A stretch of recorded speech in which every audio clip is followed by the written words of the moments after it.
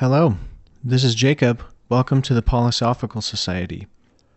I think that the Church of Jesus Christ of Latter-day Saints, spends too much time focusing on obedience. Of course, at some level, that's the Church's job, to be the obedience-focused institution in a person's life. But there's something to be said for the archetype of the wounded healer, the descent to hell and back, and the necessity of actually acting out incorrect beliefs and desires in the world in order to become more like Christ. This reminds me of the Brigham Young quote where, and I'm paraphrasing here, he says that the ruffian boys you see in the streets of Salt Lake will grow up to be the leaders of the church, just as those who are so sheltered and regimented as to never develop a sense of personal autonomy will never live up to their potential. Now, I suppose that most people don't need any help disobeying the commandments, and certainly there is a danger if the church gets lax on its emphasis on obedience, if in no other way than people given an inch will ultimately take a mile. I just worry that the insistence on conformity to the standard quote-unquote churchy image and obedience to church leaders goes too far. The message of obedience above all virtues can quickly become stale. It lacks vulnerability, the humanness of imperfection, and the deep wisdom that comes from acting incorrectly and then reconciling with God. You just don't get that from somebody who robotically obeys all of God's laws. Instead, when obedience becomes so central, you either get a Pharisee who has no appreciation for human flaws, or a person who is so guilt-ridden that they break under the pressure of an unattainable ideal, i.e., the dilemma of scrupulosity faced by many earnest churchgoers, many of whom have to leave the church behind in order to finally escape the lashings of an overdeveloped superego, largely cultivated by the church, or at the very least the culture that surrounds the church. That being said, I know that there are plenty of conference talks, and certainly plenty of church history and scriptural accounts which describe very human vulnerabilities and mistakes, along with the power of Christ and how that has lifted them out of their imperfections. Those are always some of my favorite conference talks. However, there seems to be an implicit assumption that life would have been better had the mistake never been committed, or if the weakness was never there to start with. It is entirely likely that a personal misinterpretation of things is going on here. I'm certainly not ultimately wise. I don't understand all things, but I do not think that I am alone in perceiving that the church's general attitude is that the best sin is the one that is never committed in the first place. I just don't think that's entirely true. This is one of those paradoxes that makes up the foundation of Christian thought, that to act for oneself and thus gain wisdom necessitates the potential to err in serious ways and thus distance ourselves from God and the ideal which He represents. I in no way claim to have any definitive answers on such matters, but in my humble opinion, there needs to be some sort of a balancing message contra the insistence that obedience to the law brings blessings, which gives room for actual human weakness beyond just saying everyone makes mistakes from the pulpit without taking in stride the actual mistakes of those around us, including our own. Of course, this is what grace is. It is Christ offering us this opportunity to be forgiven, to forgive ourselves for things that we do wrong.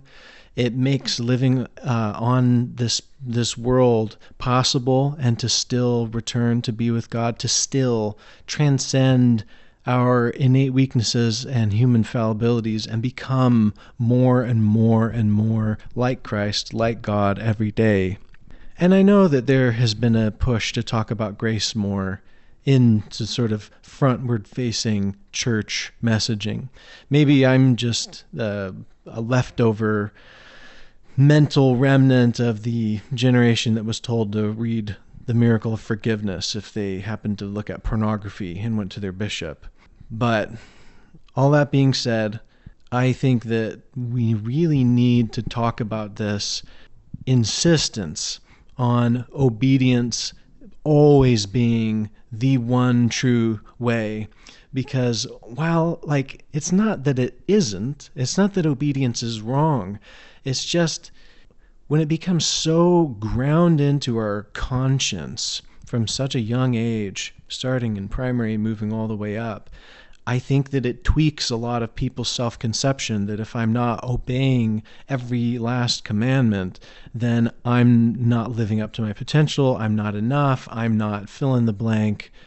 And it really messes with people. And like I said earlier in this little monologue, I think for a lot of those who struggle with this sense of scrupulosity, that it is easier for them to leave the church and just say, okay, all of that was ultimately incorrect and misguided. So now I can take a deep breath and I don't have to worry about the weight of those standards, and I can just focus on being a normal person, being a good person.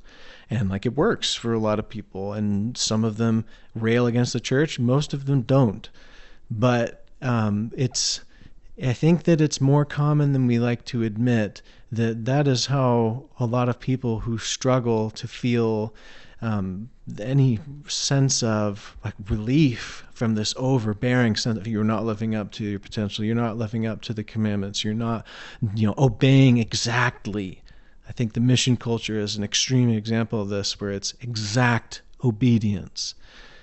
At least that's how it was back when I was a missionary. I think that does something to people. And also, I'm just going to throw it out there, I think that the most annoying example of this sort of quote-unquote higher law scrupulosity that affects a lot of Latter-day Saints out there is the cultural fixation regarding men's facial hair. I'm just going to leave that one there with you guys. And I know that not every stake president and bishop is so concerned about whether or not you have a beard or a mustache or whatever. But I think that we need to move on beyond this. I know that it's tied to the hippies. I think that it's ultimately tied to us as Latter-day Saints trying to distance ourselves from our polygamous past and how they were all bearded men. So we're not like them. We don't look like them. We are clean shaven. We wear our suits pressed and our ties neatly fashioned around our necks, and none of this big bearded men with the 5, 10, 50 wives living out in the Utah desert. We are just like everybody else. Don't worry, evangelicals, we're just like you. I think there's definitely something to that effect going on with the beards. And maybe that is, in a large part, the source of the cultural fixation on outward obedience as this ironclad necessity to make sure that, to steal a phrase from the Jews, you're not being a shame unto the Gentiles. So anyways, I'm not actually mad at the church for promoting an ethic of obedience. Obviously, that is a good thing.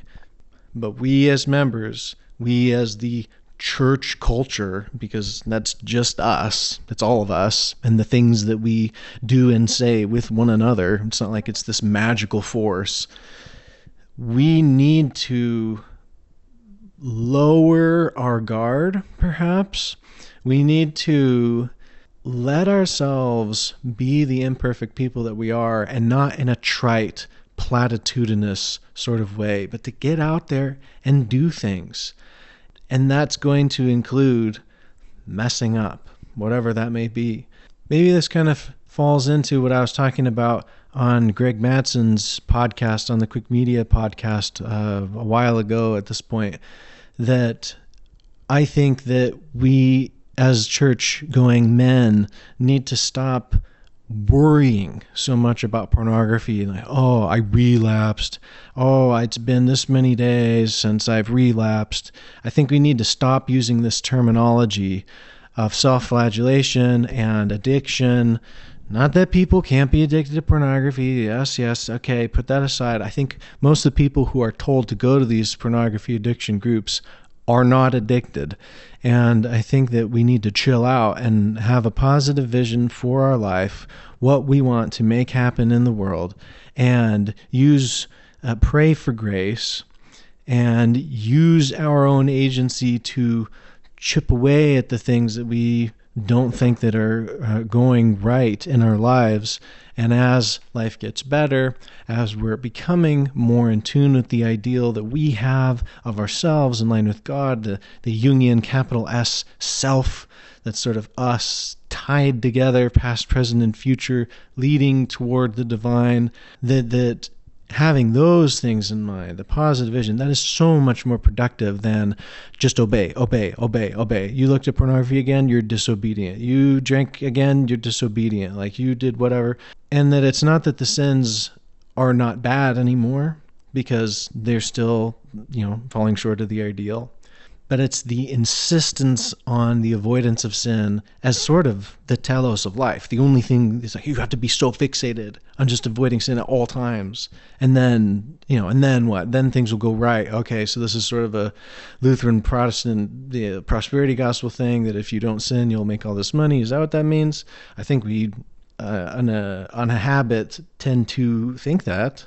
If I'm being completely honest, I think that's embedded within our culture, sort of a relic of our New England Puritan past and the North European immigrants who came along with their Lutheranism, whether they like it or not, when they immigrated to the Salt Lake Valley, and that formed the church culture as it stands in the United States. I would be interested to hear if anybody is a Latin American or African or Asian, what have you, member of the church, to ask, are these sort of things problems for you?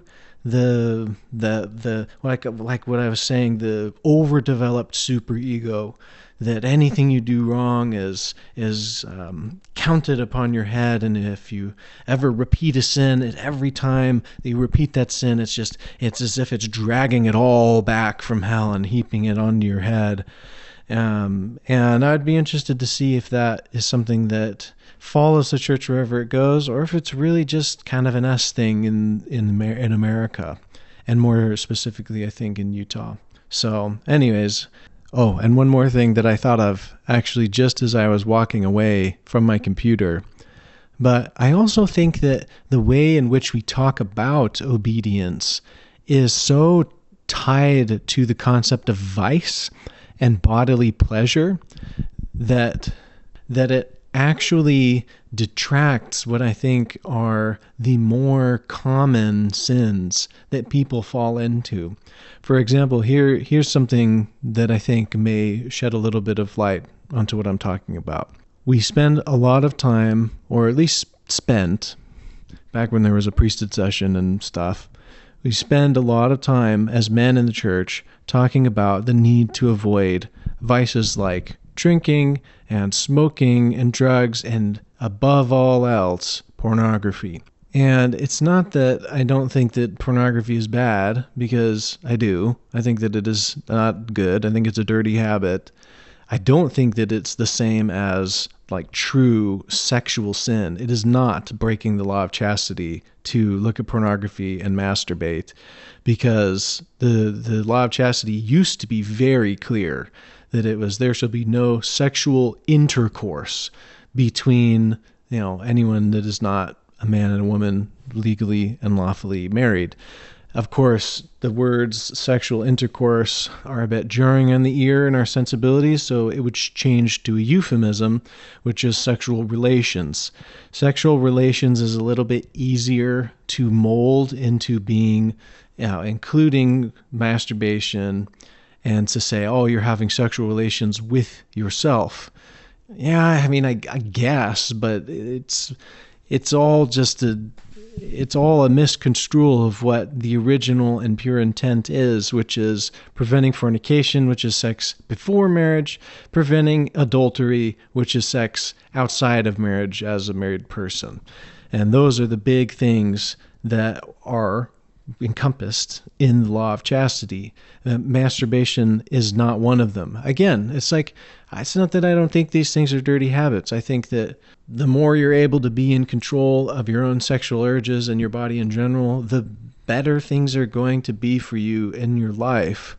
But I think the treatment of vice, and specifically for men, pornography, as this sort of you have to be in control all times of all of the urges that you have, and if you don't, then don't take the sacrament for X amount of weeks, and there's all of these penalties. So it's listen, I'm not saying that any of these impulses are inherently bad to want to limit vice and say, hey, this is out of bounds. You need to take a break from the sacred ordinances of the church. But what about someone who is not doing all of these vices, who is not drinking, who is not looking at pornography, all of these things, Master, what I've done all these things from my youth, what lack I yet? And yet they engage in severe family dysfunction, or let's say they are kind of verbally abusive to their kids or their spouse, or maybe they're really, really misogynistic to the point where if you hear them talk, you're like, whoa, you need to take it easy, bro. You need to uninstall Rumble and chill out a little bit. But he's not watching pornography. And I think it's easier to disregard these, I would say, more important, but more maybe socially mediated, quote unquote, sins, maybe even more private sins than things like vice. Private in the sense that nobody really knows the dysfunction that has gone on and is going on in a family unit, back however many generations. But those things fall short from the ideal of God. And I think that these are the things that we need to be focused on working on even more than the outward manifestations of inward conflicts, which we see come out as a drinking problem or a problem with habitual use of pornography and all of these sorts of vices. So I hope that makes sense. I hope that what I am saying at least resonates in some way with someone who listens to this. But that's what I mean when I say the church focuses too much on obedience. It's not that obedience is not the first law of the gospel, because it is. But in what context do we talk about obedience? And does it become our God, as if it were? And what happens when obedience to external authorities becomes the only thing that we really address and talk about when it comes to things like vice or things like, cultural standards, like what you wear, do you have facial hair? So I hope I'm not rambling too much. I hope it at least makes sense at some level. But with all that being said, thank you for joining me. Thank you. This is the Polysophical Society, and until next time.